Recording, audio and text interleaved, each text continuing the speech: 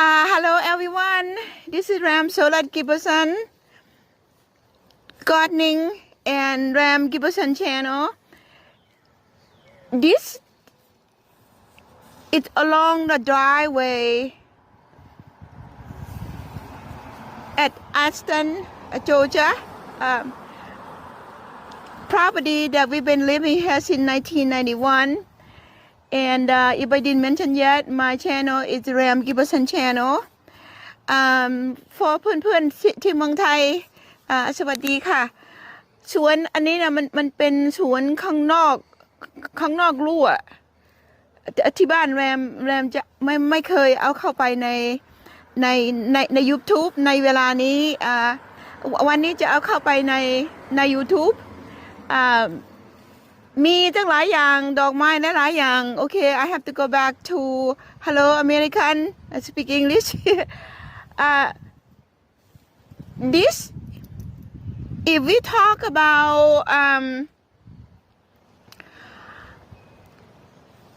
the friendly neighborhood, I had been building this garden since we moved here in 1991. Build my backyard. Then later on, I think it's about 7 or 8 years later, after we do the backyard, after we work in the backyard, then I kind of gradually build this part of the garden. This part is a mixture with a lot of things, and believe it or not, deer does not eat this. They don't bother at all. So I'm gonna go explain a little bit what's growing here. I can't do every one of them because they're gonna take a lot of hours. But I'm gonna mention about the layering too. I've been talking about the mixture of color, foliage, different color, the green. Even the green is the color, but the different color and different texture come by, and layering. And this you can really see the layering that I've been talking about. And I'm gonna start with a really simple plant. This plant is called gold thread cypress. When I planted that was about, it said not supposed to grow more than 5 feet the most. But you look at that. It's been here more than 10 years, let's put it that way. So even though I tried to keep it small, it still grows. A lot of plants that you see, the tag said, range from 3 feet to 5 feet, gold mouth spiralia, or gold mop spiralia, or variegated gold mops, cypress. This in that time they sell it at the sort of variegated cypress. Cypress supposed to grow like around 5 feet, they said. But you see, okay, now I'm gonna move on to this is the Princess Mandina. During that time, this has been here for more than 15 years now. It's called Princess Mandina. So they say it's supposed to be low, but look how happy they are. So I'm not sure you're gonna find the Mandina to call the Princess Mandina anymore, because like I said, every 10 year plant fall in and out of the circle, and then the plant may be the same, but they may change the name. But the scientific remain the same. So I said it right off. I don't remember the scientific name. Excuse me. Then here, I always talk about the mixture of foliage and texture. This is right here, the great combination. This beer iris is not blooming yet for this kind. I have the early blooming kind too, but this one is probably gonna bloom in the next probably in the next 2 weeks. And this one right here. Oh, look at that! The beer iris is beginning to bloom. This is called mother wet. It's native to Cambodia. From what I learned when I first time learned that they have the special program talk about the plant, and then I ordered it and then planted since. It had the flower, but if you want to plant motherwood, they do sell seed. They're not invasive by the root, but they sell seed. And this is Texas seed. Kind of stinky. This one kind of smelly also. This one kind of smelly. Sometimes called Texas red seed. Sometimes it come in purple. Sometimes it called hot lips. The hot lip one is combined between the white and the red. And this one it called, can be red or can be pink, whatever how you see it through the camera. But and they come in a different version. Some of them are pretty low to the ground. And here is the motherwood that had south seed, as you see. And here is the low grow Texas seed. I said, I'm sorry. It's salvia. Sorry. Red salvia seed. It's salvia to me. They're kind of the same. I apologize. It's the salvia. This is poppy. What they call opium poppy, but I'm not making opium. To make opium, it takes millions of flour to do that. But I'm not gonna go there. That's a scientific thing. I'm not going there. But all what you see here are south seed. South seed. Motherwood south seed. They are bloom. They bloom to be sort of lavender yet flower, and they're great for the butterfly. The reason I have them because they're great for the butterfly, and out here deer don't eat. That is the plot and the plots. So now this is the prickly pear cactus. From what I know, the only one variety that grow in Georgia. In other states, I don't know. All I know is this one, thornless prickly pear. It does have the pear, and from what I know, they use it for farming in Mexico to get the pear. Big fruit, but they have to do a certain thing in order to get the big fruit. But for me, they do bloom every year. They bloom yellow. So when they bloom, I will gonna put it in the camera and show you again. This one, you got a red salvia. You got beer iris. Got Mexican lavender. And in the mixture, if Cody would show you, it kind of lay up. As you see, and there's lamb's ears. Lamb's ear here. And then it is the beer iris beginning to bloom. And I put lamb's ear almost everywhere here. And this one is the apricot. Apricot beer iris. Is it the early bloomer one? Mixture with the red salvia. What you see here is the red salvia, and then what you see is the garlic chai. You see it look like red. It's not blooming yet. In about midsummer, it's gonna send out white flower. I can bring the camera back here to show you. And then in the garden, besides creating the different kind of flower, that is the viburnum Chinese snowball. And you see the bottom, it didn't have a lot of flower because they eat that plant. But you see a lot more there, which is for me, and I'm happy with that. So now, as you see, this is some kind of cypress, and don't remember the name. I apologize. But part of the layering. But you don't have the whole point of it is you don't have to have the same plan I have, because you be watching somewhere in the world, maybe California, maybe whatever way you watch this. The whole idea is to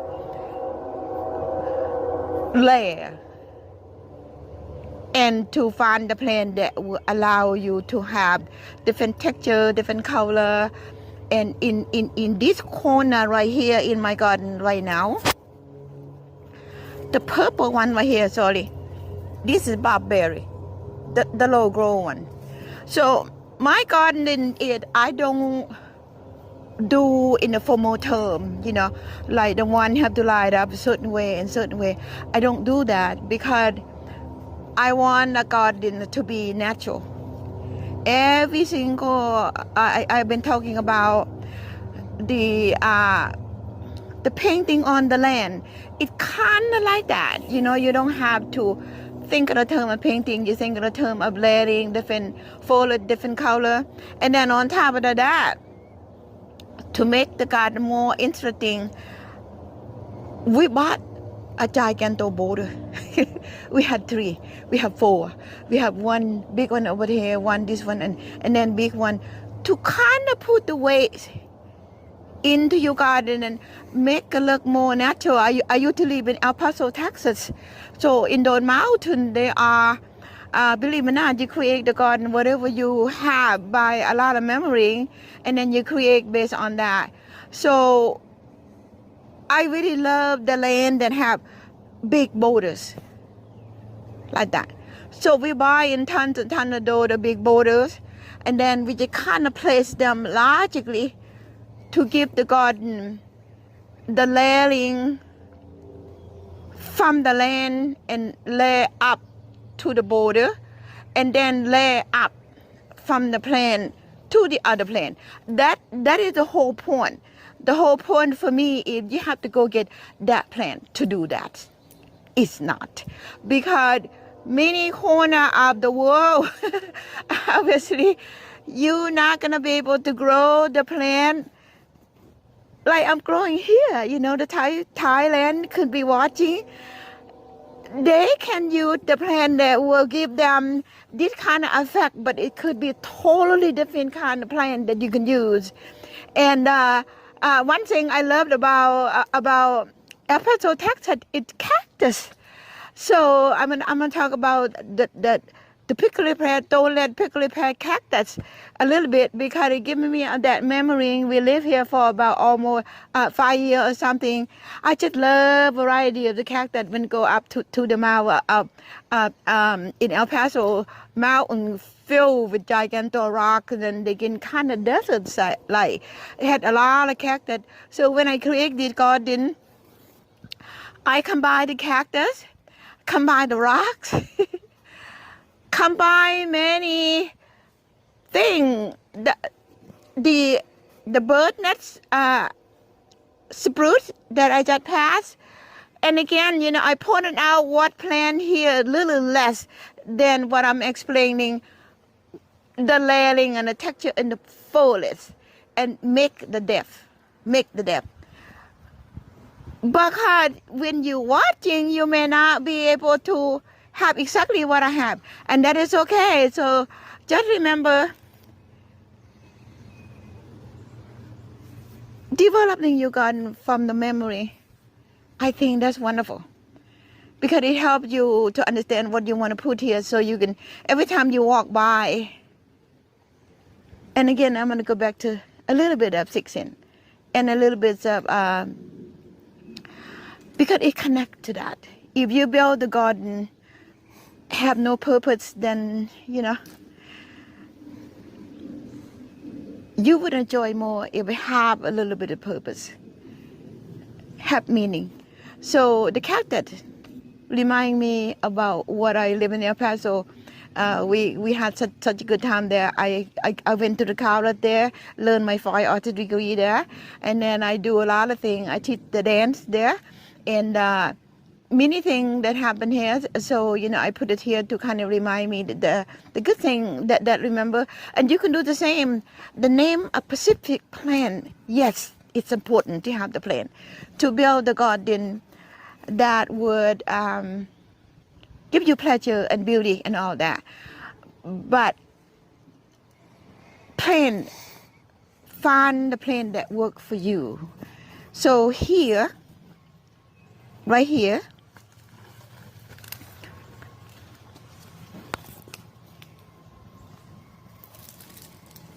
kind of the end of my property. All of what you see is very, very low maintenance. Texas red salvia. Deer don't eat.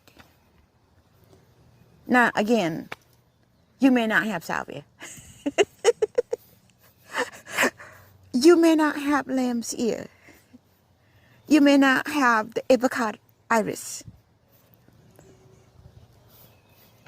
You to build your garden, but if you have exactly what I have here, great. So the point is the layering, the texture, and the color, the different mix of green, and make sure you have a balance of evergreen and deciduous.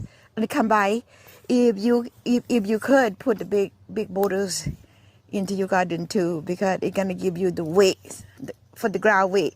When the plant is not here, you're still gonna see beautiful feature in your garden. So I'm gonna say goodbye right here. This cryptomelia, which I don't remember the name, but it gives me a nice green, a barrier between the neighbor. They're wonderful neighbor, and we enjoy them. But I think they also enjoy having this on this corner too. Then another plant, I'm gonna point it out right there on the corner right there to get the layering. That is during the time that I bought it called dwarf Japanese juniper. I never do anything. Plant it there, and then it just kind of does that. And once in a while, Cody will come over, cut off the one that kind of running along the street. And then the way on the end, they call the blue star. The one on the end, anyway, I don't remember it's a type, but it called the blue star, something like that. But see, and the yellow one, that's calic or sweetgrass. I've been talking about a lot, using the yellow and balance it up. Okay, today I sing, and this is a love helium.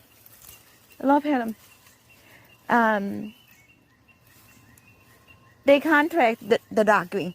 So I talk about, the contrast and the color, and also the texture. This is contrast both, color and texture, both. And okay, I think today that's all I had. So thank you very much for supporting us in Aston area and anywhere in the world that you're watching, and I thank you, appreciate it. And we improving a little bit by a little bit, and I think Cody getting better in the camera. I think he can get me well close when he close the camera, I bet. So so for people in Thailand ขอบคุณมากอันนี้มันเป็นสวนข้างนอกรั้วของบ้านแรมในทางถนนคนขับรถผ่านไปผ่านมา everybody drive by. A lot of people walk by this garden. หลายๆคนที่เดินผ่านมาทั้งครอบครัวทั้งเด็กทั้งผู้ใหญ่มาบอกแรมว่าสวนของคุณสวย That's what I mean. We do this for. I speak both Thai and English. It's the same. That's what I mean. The neighborhood pleasure.